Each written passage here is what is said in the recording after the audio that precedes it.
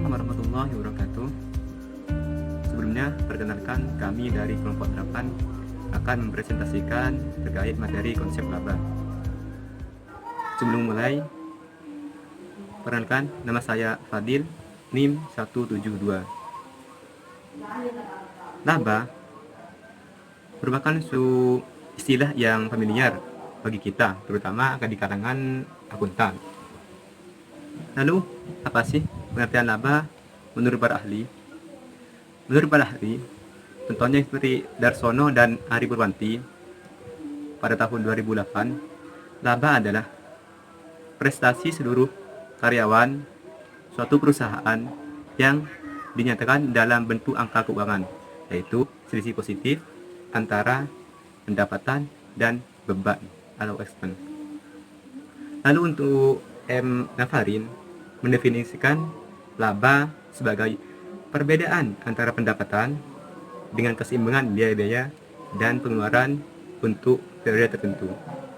Lalu berikutnya ada pengertian laba itu sendiri dari Sumarso tahun 2002. Laba adalah selisih semua pendapatan dan keuntungan terhadap semua beban kerugian.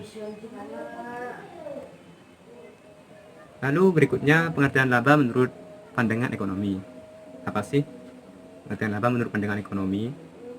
Pada tahun 1946, Hicks mendefinisikan laba ekonomi sebagai jumlah maksimum yang dikonsumsi selama satu periode dan pada akhir periode masih memiliki kekayaan yang sama seperti awal periode. Lalu berikutnya pengertian laba dalam akuntansi. Laba dalam bidang akuntansi memiliki pengertian sebagai berikut.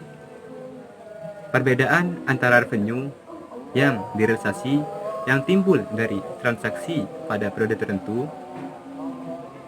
yang dihadapkan dengan biaya-biaya tertentu yang dikeluarkan pada periode tersebut. Berikutnya sifat laba. Laba memiliki 3 sifat, atau bisa dikatakan sifat laba ada 3. Yang pertama, physical income. Physical income merupakan konsumsi barang dan jasa pribadi yang sebenarnya memberikan kesenangan fisik dalam pemenuhan kebutuhan. Laba jenis ini tidak dapat diukur karena bentuknya kesenangan, sedangkan kesenangan tersebut tidak dapat diukur. Maksudnya belum ada tolak ukur yang pasti terkait kesenangan, karena kesenangan itu sifatnya tidak real, non-real.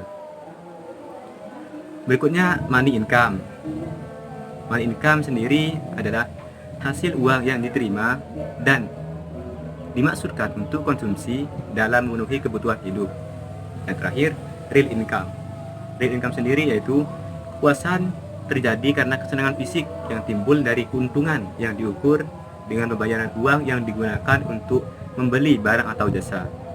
Ukuran yang digunakan adalah biaya hidup atau cost of living. Sekian presentasi dari saya. Selanjutnya akan dilanjutkan oleh rekan saya, Lailatul Afrina.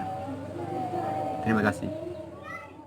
Selanjutnya saya Lailatul Afrina akan menjelaskan tentang unsur-unsur laba. Unsur-unsur laba terbagi menjadi 5. Yang pertama adalah pendapatan, yang kedua adalah beban, yang ketiga adalah biaya, yang keempat untung atau rugi, dan yang terakhir adalah penghasilan. Jenis-jenis laba. Jenis laba dalam hubungannya dengan perhitungan laba menurut Supriyono dibagi menjadi 3. Yang pertama adalah laba kotor. Laba kotor merupakan perbedaan antara pendapatan bersih dan penjualan dengan harga pokok penjualan. Yang kedua adalah laba dari operasi. Laba dari operasi merupakan selisih antara laba kotor dengan total beban operasi. Dan yang ketiga adalah laba bersih. Laba bersih merupakan angka terakhir antara perhitungan laba atau rugi, di mana untuk mencarinya, laba ditambahkan dengan pendapatan lain dan dikurangi dengan beban lain-lain. Jenis laba berdasarkan penetapan pengukuran laba menurut Supriyono dibagi menjadi 4. Yang pertama yaitu laba kotor atas penjualan. Laba kotor atas penjualan merupakan selisih dari penjualan bersih dan harga pokok penjualan. Yang kedua adalah laba bersih operasi perusahaan. Laba bersih operasi perusahaan yaitu laba kotor dikurangi dengan sejumlah biaya penjualan, biaya administrasi, dan umum. Yang ketiga adalah laba bersih sebelum potongan pajak. Laba bersih sebelum potongan pajak merupakan pendapatan perusahaan secara keseluruhan sebelum potongan pajak perseroan. Dan yang terakhir adalah laba bersih sesudah potongan pajak. Laba bersih sesudah potongan pajak yaitu laba bersih setelah ditambah dengan atau dikurangi dengan pendapatan pajak perseroan. Selanjutnya saya Teresita Amalia akan melanjutkan presentasi dari Saudara Fadil dan juga Saudari Laila Aprina. Sebelumnya telah mereka jelaskan mengenai pengertian laba, sifat-sifat laba, unsur-unsur laba, juga jenis-jenis laba. Kemudian saya akan menjelaskan mengenai faktor apa saja yang dapat mempengaruhi laba tersebut. Menurut Mulyadi ada 3 faktor yang dapat mempengaruhi laba. Yang pertama adalah biaya, yang kedua adalah harga jual, yang ketiga adalah volume penjualan dan produksi. Nah, faktor-faktor ini yang dapat mempengaruhi laba, entah itu meningkat ataupun menurun. Lalu sebenarnya perhitungan laba di sini digunakan sebagai apa? Nah, perhitungan laba di sini digunakan oleh perusahaan sebagai indikator, acuan atau pedoman bagi suatu perusahaan dalam menggunakan modal dan biaya, sehingga dalam penggunaan modal dan biaya di sini lebih efisien. Juga digunakan oleh perusahaan sebagai pengukuran kerja atau prestasi para manajemen, juga sebagai alat motivasi bagi manajemen dalam mengelola suatu perusahaan. Yang selain hal tersebut, perhitungan laba di sini digunakan sebagai acuan atau dasar pengenaan pajak, sebagai dasar perhitungan dividen, kompensasi, dan juga biaya. Juga perhitungan laba di sini digunakan sebagai pedoman dalam pengambilan keputusan atas kebijakan-kebijakan perusahaan, juga sebagai peramalan di masa yang akan datang. Selanjutnya adalah peranan laba dalam perusahaan. Nah, menurut M. Navarin, laba adalah efisiensi setiap perusahaan sekaligus merupakan suatu kekuatan pokok bagi perusahaan agar perusahaan itu dapat bertahan baik dalam jangka pendek maupun jangka panjang. Nah, kemudian laba di sini adalah suatu balas jasa atas dana yang ditanam pada perusahaan. Kemudian dana laba di sini dijadikan sebagai sumber dana usaha perusahaan dan juga sebagai sumber dana jaminan atas surat para karyawan. Kemudian selain itu, laba di sini dijadikan sebagai daya tarik bagi para pihak ketiga agar dapat menanamkan modalnya kepada perusahaan.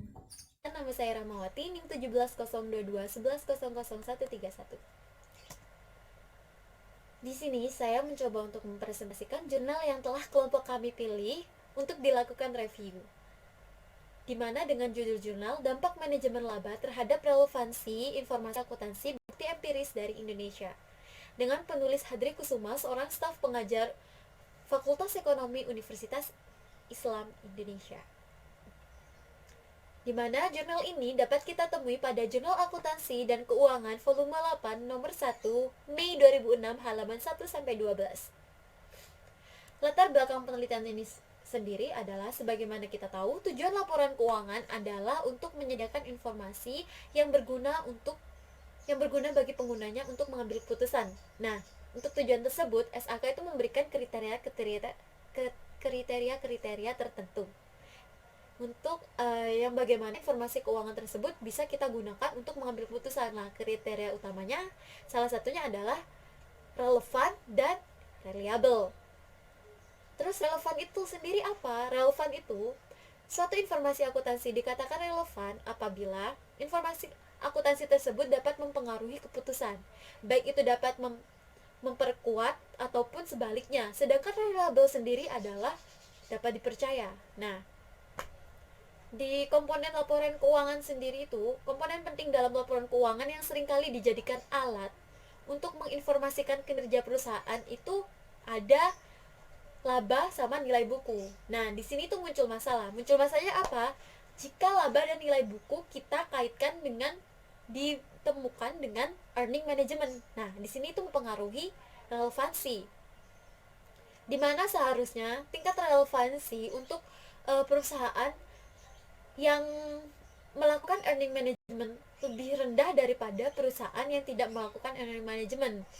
Nah, di sini sendiri peneliti mengungkapkan bahwa penelitian yang menguji tentang dampak manajemen laba atau earning management terhadap relevansi dan nilai buku sendiri itu di Indonesia itu masih tidak ada, sehingga peneliti ini ingin meneliti hal tersebut. Nah, walaupun di luaran sana ada literatur yang menguji tersebut seperti literatur Habib yang dilakukan Habib dengan bukti dari Jepang dan penelitian Wehland dan McNamara tahun 2004 dengan bukti dari Australia. Tapi di Indonesia sendiri itu masih belum ada, sehingga peneliti sendiri itu ingin meneliti hal tersebut di Indonesia. Seperti itu. Nah, di sini peneliti memberikan beberapa hipotesis. Yakni hipotesis pertama itu laba dan nilai buku memiliki nilai relevan. Yang kedua itu relevansi nilai laba berkurang dan relevansi nilai buku meningkat ketika perusahaan manajemen laba. Nah, hipotesis yang kedua B itu relevansi nilai laba berkurang dan relevansi nilai buku meningkat ketika perusahaan memanajemen laba melalui long term discretionary accruals. Nah, sedangkan hipotesis 2C itu relevansi nilai laba berkurang dan relevansi nilai buku meningkat ketika perusahaan memanajemen laba melalui total discretionary accruals. Nah,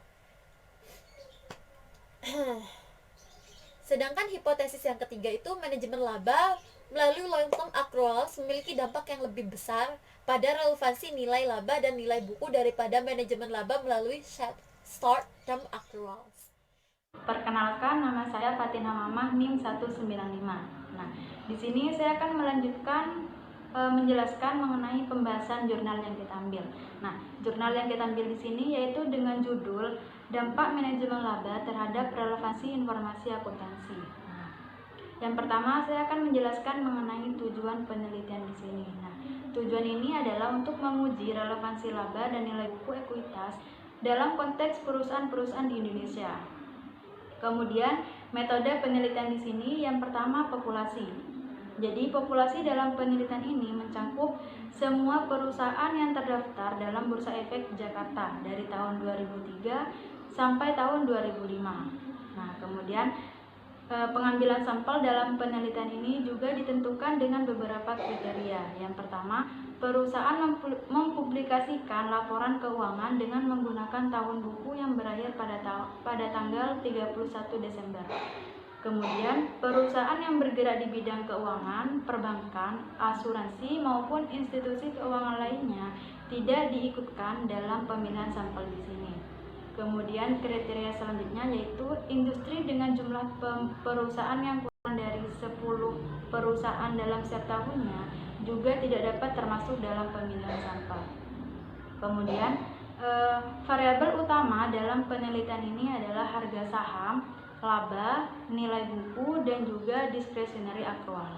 Nah, selanjutnya hasil dari penelitian. Seperti yang telah dihipotesiskan sebelumnya, menjelaskan bahwa manajemen laba akan mengurangi relevansi laba, namun juga akan menyebabkan peningkatan relevansi nilai buku ekuitas perusahaan. Jadi, manajemen laba di sini melalui short term discretionary accrual terbukti tidak memiliki dampak apapun terhadap relevansi laba maupun relevansi nilai buku. Namun, manajemen laba terbukti mengakibatkan penurunan relevansi nilai laba. Ya, kemudian adapun ketika dilakukan pengujian secara bersama-sama antara manajemen laba melalui short term discretionary accrual dan juga long term discretionary accrual seperti ditunjukkan pada pengujian hipotesis ketiga. Jadi keduanya tidak memiliki dampak yang signifikan terhadap relevansi laba maupun nilai buku ekuitas. Jadi dengan demikian tidak dapat ditentukan alat manajemen laba manakah yang memiliki dampak terbesar terhadap relevansi laba dan nilai buku tersebut. Nah, mungkin sekian yang dapat disampaikan oleh kelompok kami. Kurang lebihnya mohon maaf. Wassalamualaikum warahmatullahi wabarakatuh.